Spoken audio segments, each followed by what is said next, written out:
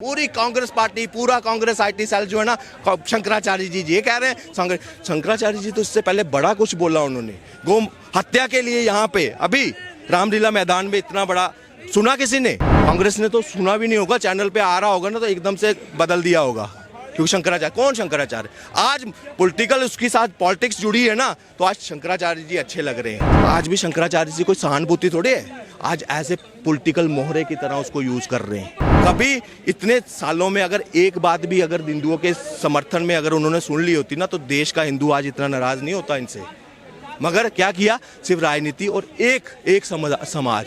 2008 तक तो कहते थे Ram never exist, super PM कहती थी यहाँ की, कहती थी ना। तो कैसे, मैं वही बोल रहा हूँ कि जिनके दिल में रोम है ना, वो राम को मान नहीं सकते। राम मंदिर ना पहुंचो, चुप करके साइलेंट। मगर क्या कहते हैं, मैं ठुकरा रहा हूँ, हम अस्वीकार है। क्यों? दिखाना है एक वर्ग को, अपने मुस्लिम वोटर्स को। क्या कहेंगे सर, उन्होंने न्योता ठुकरा दिया है, उस पर क्या कहना है अखिलेश यादव ने? देखो, जिनके दिल में राम है वो जाएंगे, जिनके दिल में राम है वो जाएंगे। जिनके दिल में रोम है और उनके चमचे जो है ना, जिनके दिल में रोम है, रोम इटली, वो नहीं जाएंगे। वो पहले से था और ये खून में है। सोमनाथ का बुलावा जब आया था ना जवाहरलाल नेहरू जी को, तो उन्होंने बड़े दर्द से लिखा कि ये जो है हिंदू के पुनरुद्धार की कोशिश की जा रही है। मैं बड़ा व्यथित हूं इसके वजह से, ये नहीं होना चाहिए। और मुझे वहां का मुख्यमंत्री जा रहा था उस वक्त, तो उसको भी कड़े शब्दों में उन्होंने कहा कि तू मत जा वहां पे। सोचो कितनी नफरत थी उस वक्त सनातन के लिए, हिंदू धर्म के लिए, उस परिवार को जहां से ये चले आ रहे हैं ना। आज ये कैसे जाएंगे? इनका जो बचा वोट पता कौन सा है? जो रेडिकल सोच रखते हैं, जो देश को तोड़ना चाहते हैं, जो हैं। कौन से? रिग्रेसिव नहीं, रिग्रेसिव वाले जो असली समझदार पढ़े लिखे हैं ना, वो तो आए राम मंदिर के लिए पैदल यात्रा भी कर रहे हैं, कई मैंने ऐसे देखे। ठीक है, वो तो जा रहे हैं, मगर ये इनको वोट को संजो कर रखना है कि किसको? जो एंटी भारत है, जो भारत का तोड़ना चाहते हैं, जो इस्लामीकरण करना चाहते हैं, ये उनको खुश करने के लिए ये न्योता ठुकरा रहे हैं। न्याय यात्रा में वो बिजी हैं, तो क्या 22 तारीख के बाद वो जा सकते हैं? राम से बड़ा कोई इस वक्त है कुछ? इस वक्त 500-550 साल के बाद अगर राम मंदिर बन रहा है, एक आस्था जुड़ी थी कि पीढ़ियां खत्म हो गई, पीढ़ियां खत्म हो गई इस राम मंदिर के इंतजार में। जाओ बुजुर्गों में, जहां अगर कोई अक्षत देने जा रहा है ना, वहां बुजुर्गों के भाव देखो, ऐसे रो रहे हैं, हाथ जोड़कर कर रहे हैं कि हम वो खुशनसीब लोग हैं जिन्होंने सपना देखा था। हमारी कई पीढ़ियां खपत गई, कईयों ने पगड़ी बांधना छोड़ दी, चप्पल पहनना बंद कर दिया था। उनके पूर्वजों ने पगड़ी बांधना बंद कर दिया था। क्यों? क्योंकि एक सम्मान की तरह दिया कि हिंदुओं का देश, 80 करोड़ हिंदुओं का देश होते हुए हम राम मंदिर नहीं बना सकते। आप सोच सकते हैं उस पीड़ा को। आज जब वो बन रहा है तो आज उनका भाव देखिए, जब उनके घर में जा रहे हैं ना, लोगों के आंसू टपक रहे हैं। आपके घर में पीछे जो है ना, उनसे पूछना जिन्होंने ये लड़ाई लड़ी थी ना उस टाइम पर, उस वक्त का, उनसे पूछो भाव। आज वो कांग्रेस की तरफ देखते भी नहीं है उनको। आज ये जो 22 तारीख को हो रहा है ना, इससे महत्वपूर्ण दिन जो है ना, खासकर जो अपने आप को हिंदू कहता है ना, इससे महत्वपूर्ण कोई दिन नहीं हो सकता। इसकी वजह, इसके कोई और एक्सक्यूज कि न्याय यात्रा, फलाना यात्रा। आप न्याय यात्रा के बीच में प्रचार प्रसार करने जा सकते हो, उसको स्थगित कर सकते हो 5-6 दिन के लिए। आपने भी देखा ना, किया था पिछली यात्रा में, भारत जोड़ो यात्रा में गैप डाला था ना। तो राम मंदिर तब बहुत महत्वपूर्ण, यहां से दिखता है कि ये दिल से राम वाले हैं या सिर्फ ऊपर से। ये रोम वाले हैं, ये रोम वाले हैं। कुछ लोग कहना है कि मंदिर कंप्लीट भी नहीं हुआ और प्राण प्रतिष्ठा करके चुनावी एजेंडा बनाया जा रहा है, अभी करने की क्या जरूरत है? तो मंदिर जो है ना, कम से कम अभी 2-4 साल, ये सिर्फ मंदिर नहीं बनने वाला। मैं आपके दर्शकों को बता दूं, यहाँ गुरुकुल, यहाँ लाइब्रेरीज, बहुत बड़ा रहने के सैन कक्ष, पूरे जो यात्रु वहां आएंगे उनके लिए। ये कोई आम थोड़ी, ये अभी शुरुआत है, एक फर्स्ट फेज में है। पूरा राम नगरी जो है ना, वो पूरी सजाई जाएगी प्रॉपर तरीके से। जो कहते हैं ना, राम मंदिर से रोजगार थोड़े मिलता है, इसी उत्तर प्रदेश की अर्थव्यवस्था में गिनाऊंगा आज से 5 साल के बाद कितना अर्थव्यवस्था हमारी इकोनॉमी जीडीपी में उसका योगदान रहेगा। आज दूसरे नंबर पर ना, पहले नंबर पर उत्तर प्रदेश होगा, पहले नंबर पर 5 साल, मात्र 5 साल बोलूंगा आपको, 5 साल में पहले नंबर पर उत्तर प्रदेश होगा पूरी अर्थव्यवस्था में। अखिलेश यादव को आप लोग राम विरोधी बोल रहे हैं, लेकिन उन्होंने बोला है कि मतलब कृष्ण मंदिर दुनिया के सबसे बड़ा मंदिर मैं मथुरा में बना के दूंगा। इसमें क्या कहना? कितनी बार सीएम रहे वो? कोई पिटीशन भी दायर की उन्होंने मथुरा के लिए, ज्ञान व्यापी के लिए, अयोध्या के लिए कोई पिटीशन भी एक दायर की? चाहे आगरा की ईदगाह में हमारे मथुरा के मंदिर जो कृष्ण की मूर्तियां हैं सीढ़ियों में, आज क्यों निकल रहे हैं सब कुछ? इनको मौका था, इन्होंने क्यों नहीं बनाया?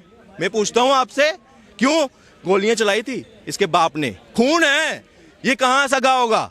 नहीं होगा, ये कलंक है, कलंक। वो गांधारी का जो श्राप है ना, वो चला आ रहा है साथ साथ में। अपने आप को यदुवंशी भी कहेंगे और राम मंदिर के लिए भी नहीं जाएंगे, मथुरा के लिए सिर्फ राजनीति नहीं। ये कभी सबसे बड़ा धर्म इनका था, हिंदुओं के साथ खड़ा होना। जैसे कल्याण सिंह ने उस वक्त भूमिका निभाई थी ना, उस वक्त मुलायम सिंह को निभानी चाहिए थी, यदुवंशी था वो, मगर गोलियां चलाई थी।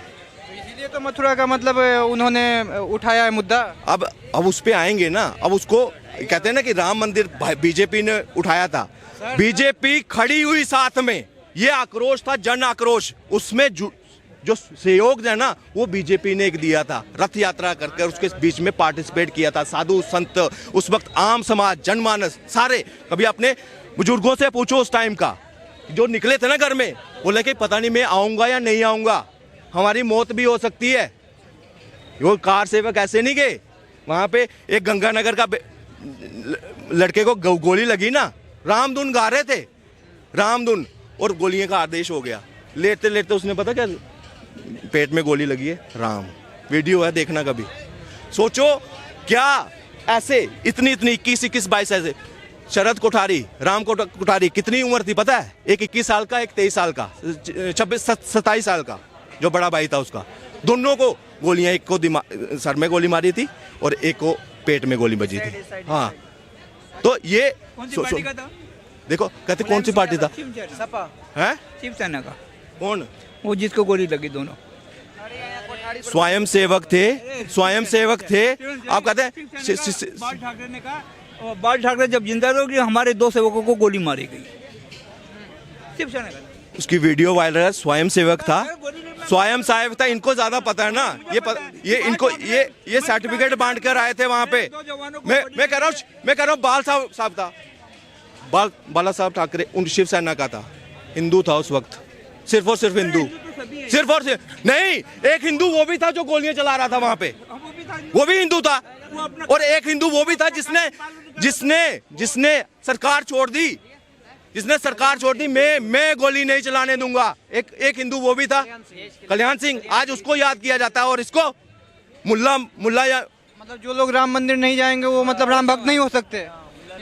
राम मंदिर जाना वो अलग चीज है, मगर आज न्योता है ना, आपके घर में कोई कार्यक्रम है और आप न्योता प्यार से दे रहे हो और मैं उसको ठुकरा दूं और मीडिया पे चिल्ला कर आप ना पहुंचो, चुप करके साइलेंट, मगर क्या कहते हैं, मैं ठुकरा रहा हूं, हम अस्वीकार है। क्यों? दिखाना है एक वर्ग को, अपने मुस्लिम वोटर्स को, एक ऐसे वोटर्स को समझाना जो बीजेपी विरोधी है, जो देश विरोधी है, उनको दिखाना है, देखो आपको देखते हुए हम नहीं जा रहे, आपको खुश करना है।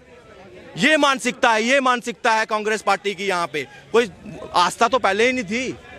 2008 तक तो कहते थे Ram never exist, super PM कहती थी यहाँ की, कहती थी ना।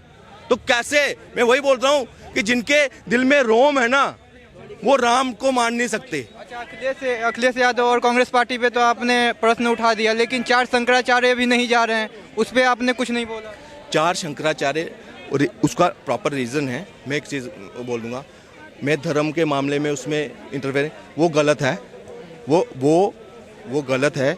जो उन्होंने जितनी बातें की है ना, मोदी जी को इसमें आगे आना चाहिए और उनके सामने जो उनकी डिमांड्स हैं, मैं एज ए शंकराचार्य जी हूँ, मैं उसके ऊपर कोई टिप्पणी करता। वो हर एक बात जो बोल रहे हैं वो सही बोल रहे हैं, मैं आपको बोलता हूँ वो हर एक शास्त्र सम्मत से अगर बात की जाए हर एक बात वो सही कर रहे हैं। मोदी जी को आगे आना चाहिए। अगर आपका चैनल के माध्यम से देख रहे हैं तो चुप करके जो शंकराचार्य जी कहते हैं उनको आगे करिए, क्योंकि जो सबसे बड़ी आज भी देश की अगर गद्दी जो है ना, प्रधानमंत्री राष्ट्रपति से भी बड़ी है, अगर धार्मिक गद्दी अगर माननी चाहिए वो शंकराचार्य जी की है। तो उसके लिए शंकराचार्य जी को प्रणाम है। आप भी अगर आपको लगता है कुछ गलत हो रहा है तो एक सरकार के साथ बैठकर उसका हल निकालिए और खुद आगे आइए, वहाँ पे उनको लीड करिए, क्योंकि ये प्राण प्रतिष्ठा 500 साल के बाद हो रही है। तरीके से हो, विधिपूर्ण हो, शास्त्र सम्मत हो, कोई भी क्लेश बाद में ना हो इस चीज़ के लिए। कुछ लोग कह रहे हैं कि मोदी जी के मतलब वाइफ ही नहीं है, पत्नी नहीं है, तो उनको प्राण प्रतिष्ठा में मतलब पूजा में बैठना ही नहीं चाहिए। देखिए, जो पत्नी वाला आपने कहा ना, मैं ब्राह्मण हूँ, इस चीज़ को समझता हूँ। जिसने सन्यास ले लिया हो ना, सन्यास भी 3-4 टाइप के हैं हमारे।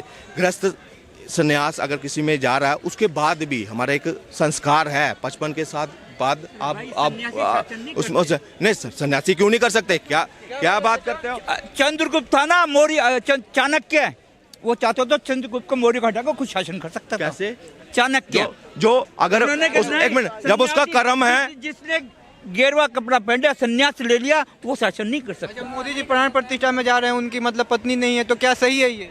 नहीं, मैं देखो, ये उन्होंने कहा है शंकराचार्य ने कि ये विधि विधान है, जब तक शिखर और कलश नहीं लग जाए, जब तक राम की प्रतिष्ठा नहीं हो। एक बड़ी हंसने वाली बात ये है, शिखर और प्रतिष्ठा नहीं लग जाए जब तक राम मंदिर का। और दूसरी बात, रामनवमी के कितने दिन है? रामनवमी ये मुहूर्त है, एक मिनट, मुहूर्त है। राम उस वक्त उस टाइम पर भी यही मुहूर्त पर जो है उद्घाटन राम, ये कोई राम जन्म हजारों वर्ष के बाद ऐसा मुहूर्त आया है, और वो सिर्फ कितने सेकंड्स में है। वो उस वक्त पर प्राण प्रतिष्ठा होना बड़ा जरूरी है। और एक मिनट, ये भाई साहब अगर आज शंकराचार्य जी के समर्थन में आ गए, एक मिनट, वही शंकराचार्य जब कहें कि एक भी मुस्लिम यहाँ पे नहीं होना चाहिए, उनको पाकिस्तान भेज देना चाहिए, क्या समर्थक? शंकराचार्य ने कभी ऐसी बात नहीं बोलते। मुझे एक आपके दर्शक डिसाइड करेंगे। आज वीडियो वायरल है, वो अभी सबसे बड़े राम की वीडियो जो है ना वायरल है, जिसमें वो कहते हैं कि यहाँ पे नहीं होना चाहिए। साईं के मंदिर पे स्वरूपानंद जी की वीडियो है, किसने मानना बंद किया? उस वक्त कहते हैं ये जो है नफरत फैलाते हैं, फलाना करते हैं। यही कांग्रेस ने वैकल्पिक अपने आतंकवादी जैसे ना पैरेलल अखाड़े बना दिए। क्यों? क्योंकि शंकराचार्य जी को ना टैकल अखाड़े कब बने अखाड़े? पूछो उनको, असलियत नहीं है। आज क्या कर रहे हैं? शंकराचार्य जी ने जो शिक्षा दी तब इन्होंने माना नहीं इसको। अखाड़े रोकते हैं, शंकराचार्य अलग होते हैं। शंकराचार्य सबसे बड़ी पदवी होती है। अखाड़े कब बने बताओ इनको, कब बनाए? 48 में बनाना शुरू किए। 48 में कुंभ मेला, उसमें नहाना वो अलग चीज है। अखाड़े उसके बाद ऐड किए इन्होंने, बनाना शुरू कर दिए इन्होंने। क्यों? क्योंकि ये जो शंकराचार्य वाली विधि थी ना, इनको टैकल करना था, ये इनके हाथ में नहीं आ रहे थे। ये हमेशा सरकार के विरुद्ध बोले। जो गाय के ऊपर संसद का घेराव हुआ, करपात्री महाराज ने जब क्या कहा था, कहते गायों को मारा था, ठोका था संसद घेराव में। उस वक्त इन्होंने श्राप भी दिया था कांग्रेस पार्टी को, तभी उनका वैकल्पिक एक अलग अलग शंकराचार्य बिठाने शुरू कर दिए। जो गद्दी से चलते आ रहे थे ना, उनको तवज्जो नहीं दी। और आज जो है ना, पूरी कांग्रेस पार्टी, पूरा कांग्रेस IT सेल जो है ना, शंकराचार्य जी ये कह रहे हैं। शंकराचार्य जी तो इससे पहले बड़ा कुछ बोला उन्होंने, गौ हत्या के लिए। यहाँ पे अभी रामलीला मैदान में इतना बड़ा सुना किसी ने? कांग्रेस ने तो सुना भी नहीं होगा। चैनल पे आ रहा होगा ना तो एकदम से बदल दिया होगा, क्योंकि शंकराचार्य, कौन शंकराचार्य? आज पॉलिटिकल उसके साथ पॉलिटिक्स जुड़ी है ना, तो आज शंकराचार्य जी अच्छे लग रहे हैं। मगर कभी इतने सालों में अगर एक बात भी अगर हिंदुओं के समर्थन में अगर उन्होंने सुन ली होती ना, तो देश का हिंदू आज इतना नाराज नहीं होता इनसे। मगर क्या किया? सिर्फ राजनीति और एक समाज। आज भी शंकराचार्य जी कोई सहानुभूति थोड़ी है, आज ऐसे पॉलिटिकल मोहरे की तरह उसको यूज कर रहे हैं। तो मैं दोबारा कहूँगा इस मुद्दे पे शंकराचार्य जी को भी, इस वक्त जो है राजनीति से हटकर, ये 22 जनवरी का दिन 550 साल की मेहनत के बाद आया, करोड़ों लोगों के बलिदानों के बाद आया है। तो इसमें आप जरूर शिरकत करिए, आइए और शास्त्र सम्मत विधि के साथ इसका प्राण प्रतिष्ठा करिए, अपने हाथों से करिए।